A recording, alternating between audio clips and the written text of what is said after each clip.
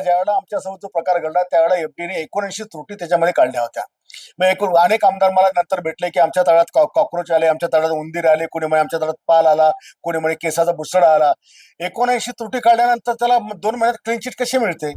ते खरं तर हायकोर्टाचा आदेश आज येणार होता. हे जर एफडीएच्या अधिकाऱ्याला माहित होतं तर त्यांनी कॅन्टीन समोर थांबायला पाहिजे होतं. त्या आदेशाची प्रत हाती घ्यायची आणि मग 1:30, 2, पावणे 2ला त्या ठिकाणी जायचं. त्या 3 तासामध्ये तर कॅन्टीन त्यांनी क्लीन करून टाकलेली आहे. म्हणजे एक प्रकारे त्याला हिंट दिल्या गेली की आम्ही येऊन राहिलो, तो साफ करून ठेव.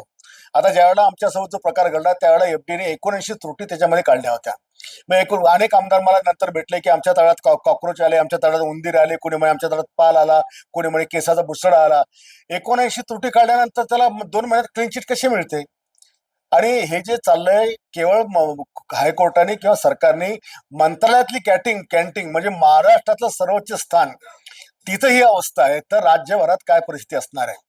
आज अचानकपणे तुकाराम मुंडेंच्या कारवाईमुळे मार्केटमधलं पनीर गायब झालं, मार्केटमधलं तूप गायब झालं, ओरिजिनल दूध गायब झालं, जे काही नकली दूध ते गायब झालं, लोकांना मिळत नाहीये. याचा अर्थ राज्यभर तुम्ही किती लहान लहान लेकरांना विष पाजून राहिले होते, वयोवृद्ध लोकांना किती तुम्ही पनीर आणि तूप खाऊ घालत होते. आज तुम्ही महाराष्ट्रातल्या तमाम जनतेच्या जीवाशी खेळत होते.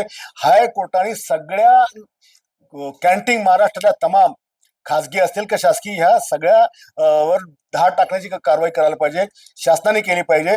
आणि हे एकदा करून थांबलं नाही पाहिजे, दर 15 दिवसाला याचा रिव्ह्यू झाला पाहिजे. आणि त्याने असा जर रिव्ह्यू घेतला गेला तर आणि तरच महाराष्ट्रातल्या जनतेचं आरोग्य आपल्याला सांभाळता येईल.